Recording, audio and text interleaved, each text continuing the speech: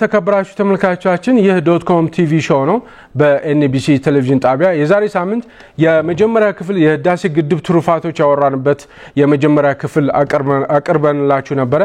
ዛሬ ደግሞ በሚኖረን ቆይታ ሁለተኛውን ክፍል የህዳሴ ግድብ ትሩፋቶችን በዝርዝር የምናወራበትን ፕሮግራም ወደናንተ እናደርሳለን። አብራችሁ እንድትቆዩ በአክብሮት ጋብዛለሁ። ባህሩ አባስ ነኝ። ተመልሰን እንገናኛለን።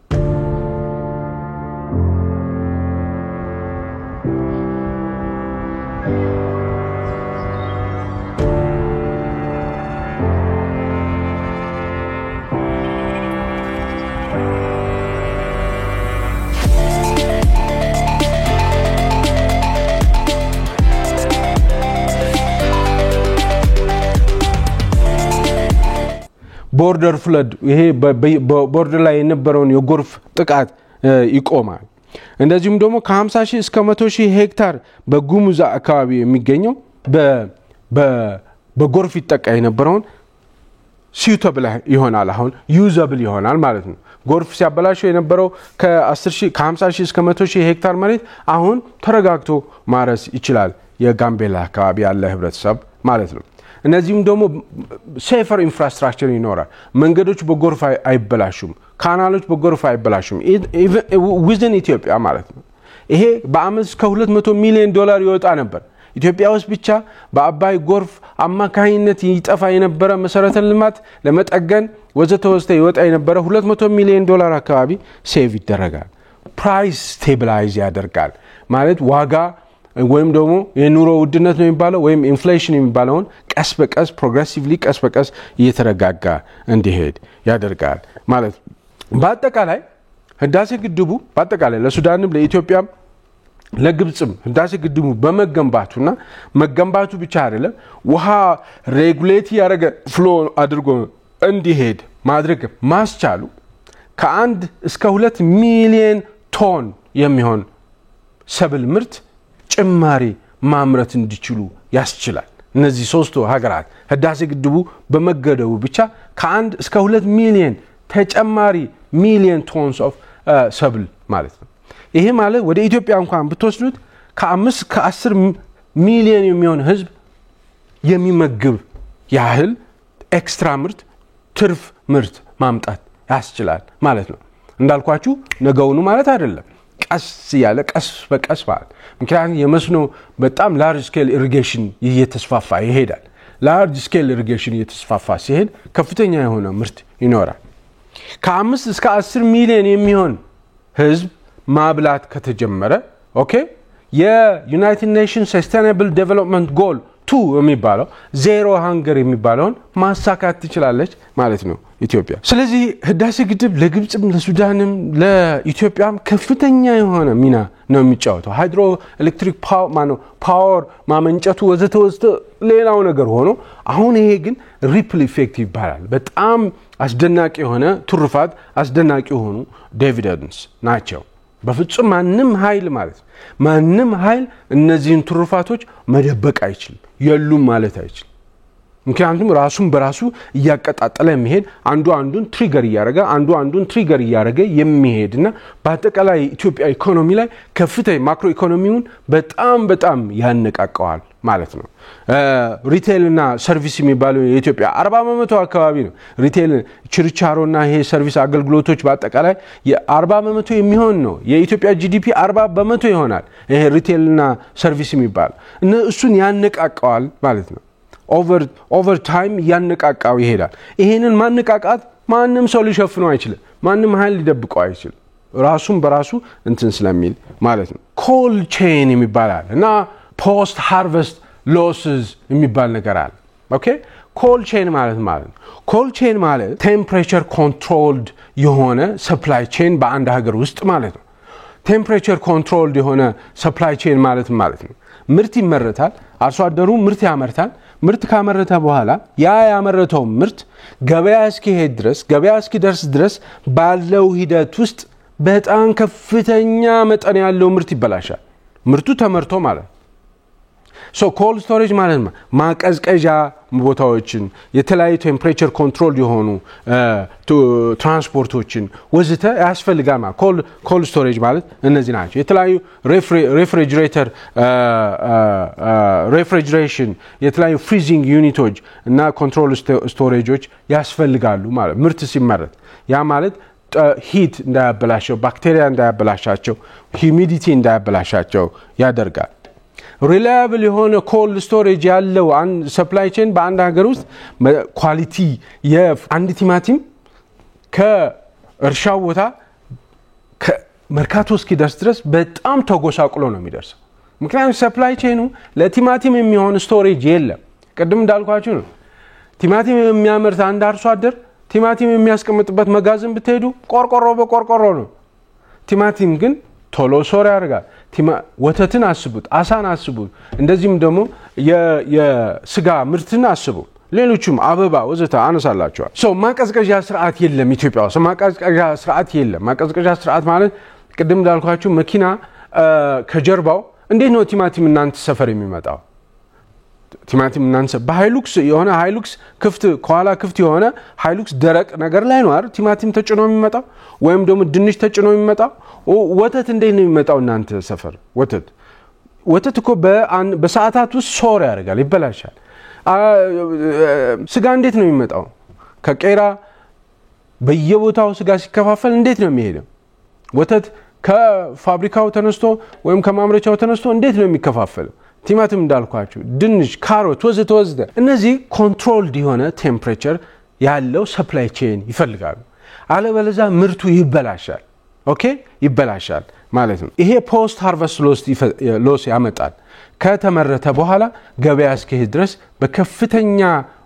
በከፍተኛ ሁኔታ ምርት ይበላሻል ማለት ነው ከፍተኛ የሆነ ኢኮኖሚክ ኪሳራ ያመጣል ከፍተኛ ኢኮኖሚክ ኪሳራ ብቻ አይደለም እኮ ምርት ሲበላሽ ለኢምፖርት ትገደዳላችሁ ኢምፖርት ማድረግ ይመጣል ለኢምፖርት ሌላ ወጪ ነው በጣም የተጠላለፈ ኪሳራ ነው የሚሆነው ማለት ስለዚህ ፑር ስቶሬጅ ኢንአዲኩዌት የሆነ ትራንስፖርቴሽን ፋሲሊቲ ፔስ እና ሌሎችም ነገሮች አበላሽታል በተለይ እንደ ኢትዮጵያ በማደግ ላይ ያሉ ሀገራት ኮልድ ስቶሬጅ ባለመኖሩ ምክንያት አንድ ሀገር ወይም ኢትዮጵያ የምታመርተው አጠቃላይ ምርቷ 40% ይበላሻል 40% ምክንያቱም ሪላያብል ኤሌክትሪሲቲ የለማ አስተማማኝ ኤሌክትሪሲቲ የለማ በቂ የሆነ ኤሌክትሪሲቲ አቅርቦት የለማ ኦኬ ቤት ውስጥ ወይም ደግሞ ፋብሪካዎች በቀን 15 ጊዜ እየጠፋባቸው በቀን 10 ጊዜ ፍሊከር ያደረገ አንድ ቲማቲም የሚጭን ሃይሉክስ ከጀርባው ቻርጅ የሚያደርግ በቻርጅ የሚሰራ ስቶሬጅ ኩልድ ወይም ቴምፕሬቸር ኮንትሮል የሆነ ስቶሬጅ ይኖራል ፕሮብለም ማሰብ አስቸጋሪ ነው የሚሆነው ነገር ግን አሁን ዳሲ ግድቡ በመገደቡ በቂ የሆነ ከበቂም በላይ ሁለት እጥፍ በላይ ያመነጫል ኃይል ሶ ለዚህ ለኢትዮጵያ ሰፕላይ ቼን ለኮልድ ስቶሬጅ ኮልድ ቼን ለሚባለው በጣም አስደናቂ ነገር ነው በነገራችን ላይ በጣም የሚያስደንቅ ነገር ነው ሶ ይሄ ኮልድ ስቶሬጅ በማይኖርበት ጊዜ ከፍተኛ ሆነ ኢኮኖሚክ ኪሳራና ፉድ ኢንሴኩሪቲ ይፈጥራል በኢትዮጵያ አሁን ነባራዊ ሁኔታ ወደ 11 ሚሊዮን የሚጠጉ ስሞል ሆልደር ፋርመርስ አሉ አይ ቲንክ ካልተሳሳትኩኝ 11 ሚሊዮን አካባቢ እነዚህ 11 ሚሊዮን የሚሆኑ ስሞል ሆልደር ፋርመሮች 95% የሚሆኑ የግብርና ምርት የሚያመርቱ ናቸው 30% ጂዲፒ ማለት ነው 30% የኢትዮጵያ ጂዲፒ ማለት ነው 11 ሚሊዮን የሚሆኑ ስሞል ሆልደር ፋርመርስ የሚያመርቱ 95% ምርት ማለት የኢትዮጵያ 32% የሚሆን ጂዲፒ ማለት ይሄንን 32% የሚሆነ ጂዲፒ ነው እንግዲህ 40% የሚሆነው የሚበላሸው ማለት ነው ይሄ ጂዲፒ ወይም ደግሞ ይሄ 95% የሚሆነው ምርት የሚያመርት 11 ሚሊዮን ስሞል ሆልደር ፋርመሮች ናቸው ከ60 እስከ 70% የሚሆነውን የኢትዮጵያ የሰው ኃይል ኢንጌጅ የሚያደርጉት አሁን ባለው ስታቲስቲክስ ማለት ነው ህዳሴ ግድቡ ከመገንባቱ በፊት በነበረው ስታቲስቲክስ ከ55 እስከ 60 ሚሊዮን ህዝብ ነው ኤሌክትሪሲቲ አገልግሎት የሚያገኘው ሌላ ያገኝ በሩራል የሚገኘው የኢትዮጵያ ህዝብ ደግሞ 80% የሚሆነው ይሄ 80% የሚሆነው ህዝብ ከ20 እስከ 30% ቢሆን ነው ኤሌክትሪፊኬሽን ሬቱ ከፍ ዝቅ ሊል ይችላል ግን እዚሁ አካባቢ ነው ኦኬ ስለዚህ ምን ማለት ነው ኢትዮጵያ ውስጥ ከፍተኛ የሆነ ፖስት ሃርቨስት ሎስ አለ ማለት ኢትዮጵያ ካመረተች በኋላ በጣም ብዙ ምርቷ ይበላሻል ማለት ምክንያቱም ሪላያብል የሆነ ኤሌክትሪሲቲ የለም ቀደም እንዳልኳችሁ አርሶ አደሮች ቺል ማድረግ አይችሉም ምርቶቻቸውን ያመረቱትን ምርት መጋዝ ስንዴ እኮ ቺል መደረግ አለበት አይደለም ኮፊ ቡና ቺል መደረግ አለበት በተወሰነ የሙቀት መጠን መያዝ አለበት ኮንትሮል የሆነ መጋዘን ሊኖረው ይገባል የቡና አምራቹ ማለት አልበዛ ይበላሻል ስለዚህ ኢትዮጵያ በአማካይ ግሬን የሚባለው እህል ከ20 እስከ 30 በመቶ ይበላሻል አትክልትና ፍራፍሬ ይሄ ሆርቲካልቸር የሚባለው 50 በመቶ የሚሆነው ይበላሻል ከተመረተ በኋላ ኤሌክትሪሲቲ የለም ይሄ ማለት 1.2 ቢሊዮን ዶላር ኪሳራ ማለት ነው ለኢትዮጵያ አይነት ድሃ ወይም ደግሞ ለሚፍጨረጨር አገር 1.2 ቢሊዮን ዶላር ማለት በጣም ብዙ ነው በጣም ሰፊ ነው ይሄ በሚሊዮኖች የሚቆጠር ህዝብ የሚመግብ ገንዘብ ነው 1.2 ቢሊዮን ስፔሲፊክስ በዝርዝር ብናያቸው ጤፍና በቆሎ ከ15 ከ27 በመቶ ኢትዮጵያ የምታመርተው ይበላሻል አንዳንድ ቦታ ላይ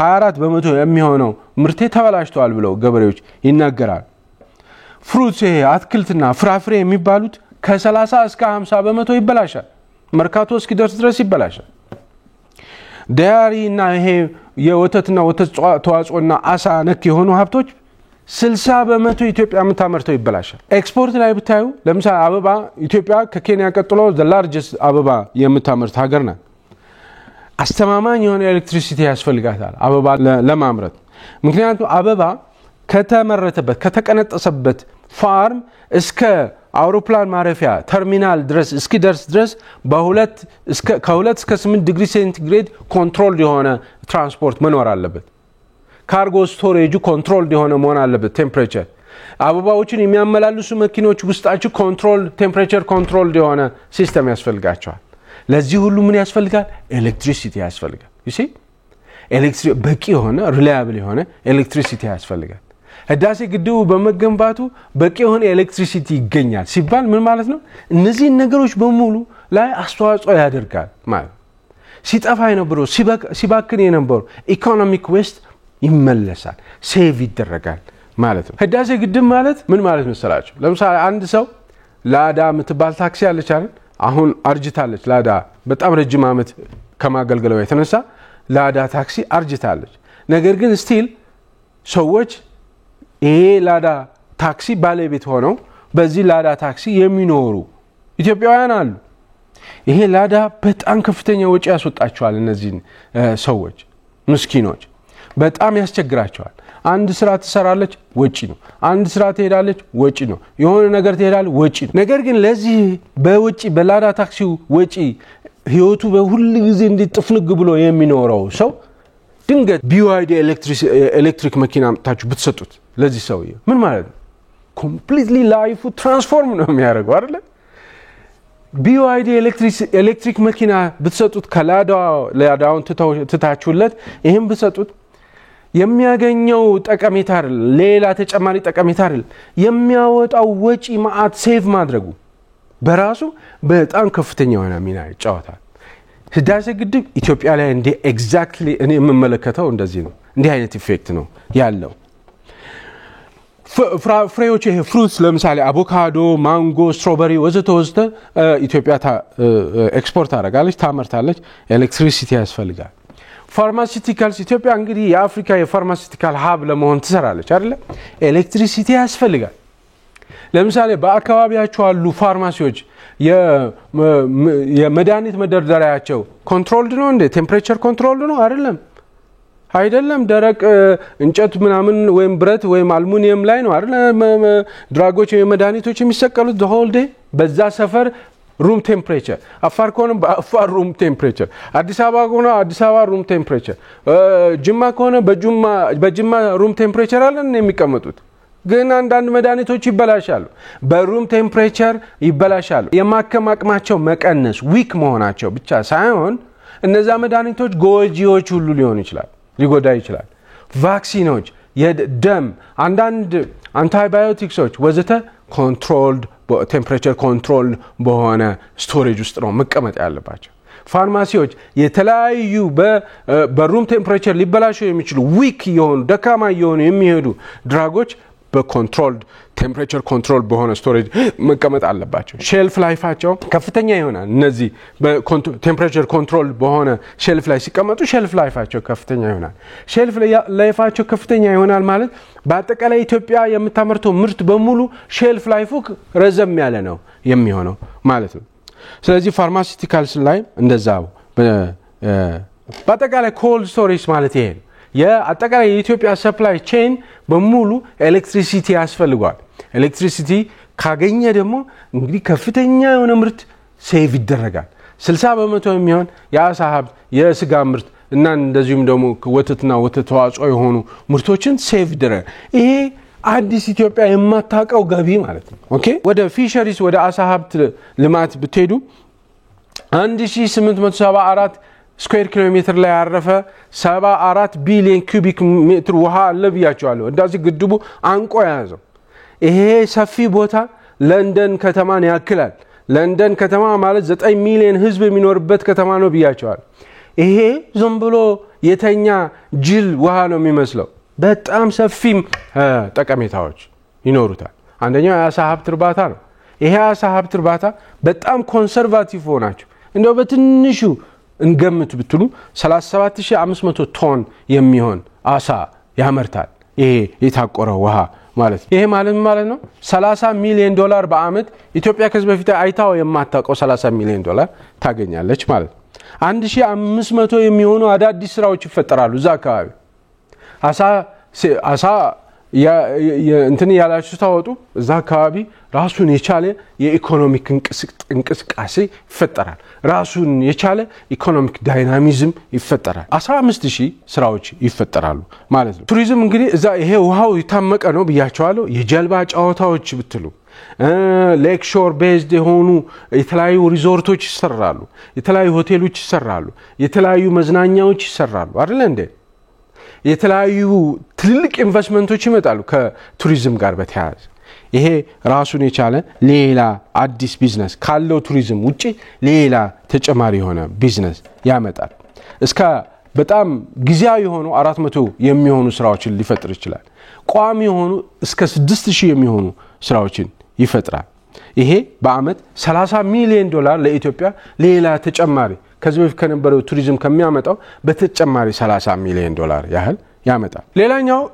ሎጂስቲክስ ነው ኢንላንድ ይሄ ውሃ ለንደን የሚያከለው ውሃ የተለያዩ የትራንስፖርት አገልግሎቶች ሊሰጥ ይችላል የጀልባ እንቅስቃሴዎች ይፈጠራሉ በነገር 1874 ስኩዌር ኪሎ ሜትር ማለት ለንደን ከተማ ላይ መንቀሳቀስ ማለት ነው ውሃው ላይ ስለዚህ ከፍተኛ የሆነ ትራንስፖርት አገልግሎት ይኖራል ማለት ኤንድ የብስ ላይ ትራንስፖርት አስፋልት ላይ ከሚደረገው ትራንስፖርት የበለጠ ያነሰ የውሃ ላይ ትራንስፖርት ይቀንሳል ዋጋው በ1000 ከ2 እስከ 5% የሚሆን ቺፕ ነው የሚሆነው በውሃ ላይ የሚደረግ የትራንስፖርት አገልግሎት ከመሬት ላይ ከሚደረገው ማለት ነው ኦኬ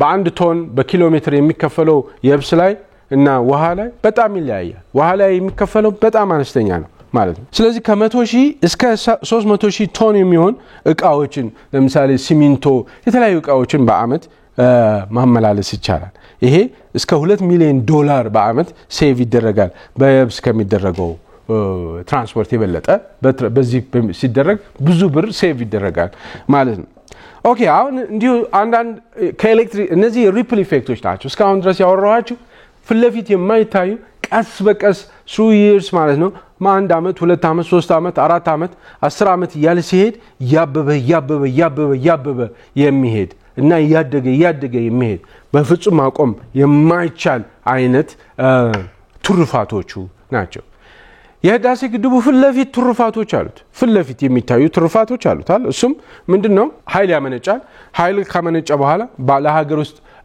ፍጆታ ይውላል እንደዚህም ደግሞ ትርፉ ደግሞ ለጎረቤት ሀገራቶች ይሸጡና በሁለቱም አንዱ በሀገር ውስጥ ገንዘብ ይገኛል አንደኛው ደግሞ በውጭ ሀገር ተሸጦ ደግሞ የውጭ ሀገር ምንዛሬ ይገኛል እነዚህም ሁለቱ ተደምሮ ከ6 እስከ 8 ቢሊዮን ዶላር ለኢትዮጵያ ገቢ ያስገኛል ወይም ደግሞ ከ6 እስከ 8 ቢሊዮን የሚሆን ጂዲፒ የኢትዮጵያ ጂዲፒ ላይ ይጨምራል ኦኬ ለምሳሌ በሀገር ውስጥ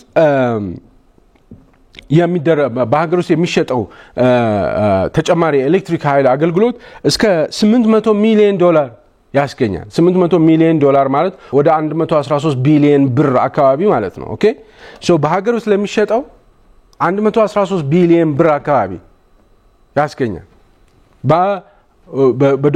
በዶላር ስታዩት ወደ $800 ሚሊዮን አካባቢ ነው። ይሄ ማለት የኢትዮጵያ 0.5 ጂዲፒ ማለት እኮ ነው አይደል?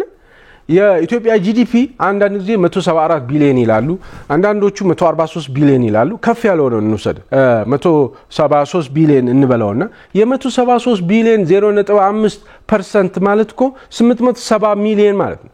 870 ሚሊዮን ማለት በሀገር ውስጥ ተሸጦ ከዚህ በፊት ያልነበረ በሀገር ውስጥ ተሸጦ 870 ሚሊዮን ኢትዮጵያ ከዚህ በፊት አይታው ማታቅ ገንዘብ ታገኛለች ማለት ነው። በሀገር ውስጥ ተጨማሪ ኃይል አቅርቦት በሚመጣበት ጊዜ ኢንዳይሬክት ኢፌክቶች አሉ። ፍለፊት የማይታዩ ቀስ በቀስ የሚታዩ ሪፕል ኢፌክቶች አሉ።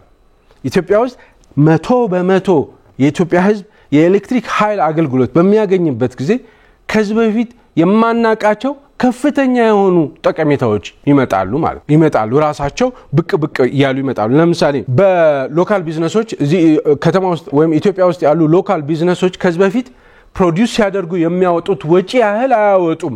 ምክንያቱም ቀጥታ ፓወር ግሪዱ ስለሚቀላቀሉ እና አንድ ዳቦ ለማምረት እስካሁን ድረስ ሲወጣ የነበረው ወጪ ያለ አይደል? ያ ወጪ ይቀንሳል። ያ ወጪ ቀነሰ ማለት ብዙ ያመርታል ማለት ነው። ብዙ ያመርታል ማለት ፕሮፊቱ ከፍ ይላል ማለት ነው። ፕሮፊቱ ከፍ አለ ማለት ነው። ብዙ ይቀጥራል ማለት ነው። ብዙ ይቀጥራል ማለት ነው። ይሄ ሪቴል እና ሰርቪስ የሚባለው አገልግሎት የኢትዮጵያ 40% የሚሆነው ጂዲፒ በኃይል ይንቀሳቀሳል ማለት ነው። የአዋሳ ጨርቃ ጨርቅ ፋብሪካ፣ የድሬዳዋ የብረት ፋብሪካ ወዘተ እነዚህ በኃይል መስራት ይችላሉ። እስካሁን ድረስ በ20% በ30% ቢበዛ እስከ 50% እንቀሳቀሱ የነበሩት አሁን ምን ይሆናል? 3 እጥፍ ማምረት ይጀምራሉ ማለት። 3 እጥፍ ማምረት ሲጀምሩ ብዙ ይቀጥራሉ ማለት። ብዙ ይቀጠሩ ማለት ብዙ ሀብት ይፈጠራል ማለት። ስለዚህ ያ ማለት ምን ማለት ነው? የአጠቃላይ ኢኮኖሚ ማክሮ ኢኮኖሚው ይንቀሳቀሳል ማለት። ህዳሴ ግድቡ ከመገንባቱ በፊት ብዙ ካምፓኒዎች ኢትዮጵያ ውስጥ ብዙ ካምፓኒዎች ማለት ይቻላል ማሽኖች ማስመጣት ይፈልጋል። ኦኬ ማሽኖቹ ማለት ሊፕ ፍሮግ ማድረግ የሚያስችሉ ማሽኖች ወይም ደግሞ ወደ ቀጣዩ ሪቮሉሽን መሄድ የሚያስችሉ ማሽኖች ማምጣት የሚችሉ ኩባንያዎች አሉ። አያስመጡም። ለምን አያስመጡም? ሪላያብል ኤሌክትሪሲቲ የለም። አሁን ህዳሴ ግድብ ለኢትዮጵያ በቂ የሆነ ኤሌክትሪሲቲ ማመንጨት ስለሚችል እጥፉን ማመንጨት ሲችል አሁን ያለውን አቅርቦት በሁለት እጥፍ የሚያሳድግ ስለሆነ እና በቂ ስለሆነ እነዛ ማሽኖች ይመጣሉ ማለት። እነዛ ማሽኖች ሲመጡ ማለት ምን ማለት ነው?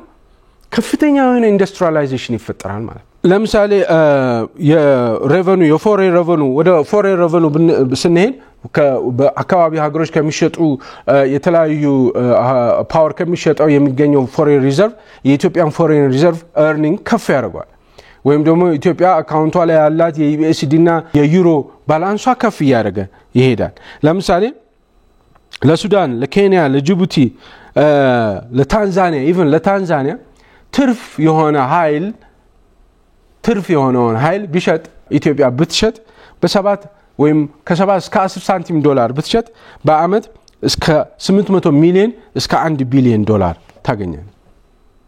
1 ቢሊዮን ዶላር ድረስ በአመት ታገኛለች። ይሄ በጣም ብዙ ብር ነው የሚሆነው ማለት። ይሄ ፎሬን ሪዘርቭ የሚመጣው ካሽ የቀድሞ በሀገር ውስጥ የሚሸጠው በብር ነው። ይሄኛው ግን ሙሉን ጥሬውን ዶላሩን ጥሬውን ዩሮ ነው የሚመጣው ወይም ደግሞ ሃርድ ከረንሲ ነው የሚመጣው። ይሄ ሃርድ ከረንሲ የኢትዮጵያን ባላንስ ኦፍ ፔመንት ይደግፋል፣ ሪላክስ ያደርጋል። የኢምፖርት ላይ ያለባትን ጫና ኢትዮጵያ ይቀንስላታል። ምክንያቱም ኢምፖርት ለማድረግ ስታስብ ምንድነው የብር የመግዛት አቅሙ በጣም ይወድቃል ማለት።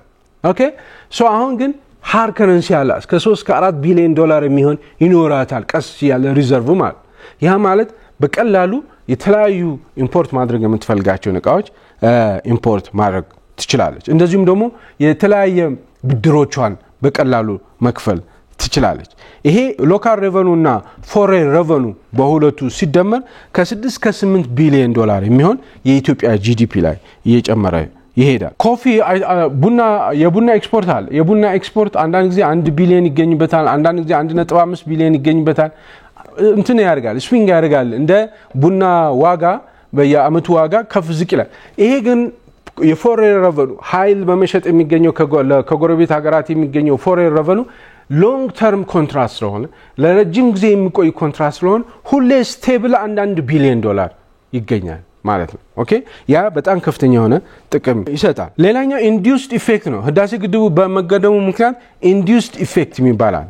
100,000 የሚሆኑ አዳዲስ ስራዎች ይፈጠራሉ። ካሁን በኋላ 100,000 የሚሆኑ አዳዲስ ስራዎች ኦሬዲ ህዳሴ ግድቡ በመገንባት ላይ ያለ 12,000 የሚሆኑ የኮንስትራክሽን ስራዎች ወይም ኮንስትራክሽን ጋር ሪሌትድ የሆኑ ስራዎች ተፈጥረው ነበር። አሁን ከዚህ ስራ ከጀመረ በኋላ 100,000 የሚሆን ስራዎች ይፈጠራሉ። ኦኬ ለምሳሌ አንድ ዳቦ ቤት አለ። ይሄ ዳቦ ቤት ከዚህ በፊት መብራት ይጠፋበታል። 3 ጊዜ 4 ጊዜ በቀን ይጠፋበታል። ለምሳሌ ዳቦ ቤቱ ዳቦ የጋገረ ማሽኑ የዳቦ ስቶቭ የጋገረ 50% ከደረሰ በኋላ ዳቦ 50% ከደረሰ በኋላ መብራት ይጠፋል። መብራት ሲጠፋ 10-15 ደቂቃ ነዳጅ ጀነሬተሩን እንትን ለማለት ለማስነሳ 10-15 ደቂቃ ይፈጃል። ከዛ በኋላ መብራቱ ይነሳል በጀነሬተሩ። ዳቦ ቀጥሎ ሌላውን ቀሪውን 50% ተጋግሮ ዳቦ ሆኖ ይወጣል እንዴ? አይወጣም፣ ይበላሻል። በዚህ አይነት መልኩ ኢትዮጵያ ማአት ኪሳራ ይደርስባታል ማለት። ዲዝል ሎካል ቢዝነሱ ዲዝል ይጠቀማል፣ ናፍጣ ለጀነሬተር ወይ ነዳጅም ሊሆን ይችላል። ለጀነሬተር ለመግዣ ወጪ ያወጣል። ጀነሬተሩን ሜንቴን ለማድረግ ለቴክኒሻኖች ይከፍላል። ከፍተ ከ20 እስከ 30% የሚሆን ኤክስፔንሲቭ የሆኑ ወጪዎች ያወጣል ማለት ነው። አሁን ግን ይሄ ሎካል ቢዝነሱ ልክ ወደ ህዳሴ ግድብ ፓወር ግሪድ ሲገባ 16 ሰዓት ይሰራል በቀን። ለምሳሌ የቀደሙ ዳቦ ቤት ትንሽ ዳቦ ቤት 4 ስቶቮች ቢኖሩት መብራት ኃይል አሁን ፍሊከር በሚያደርግበት ጊዜ በአንድ ስቶቭ ነው የሚሰራ ማለት በ25% አቅሙ ነው የሚሰራ የነበረው። አሁን ግን 4ቱን ስቶቮችን ይለኩሳል። 24 ሰዓት አስተማማኝ ኤሌክትሪሲቲ ከህዳሴ ግድብ ያገኛል። ፓወር ግሪድ ውስጥ ተቀላቅሏል። ምን ማለት ነው?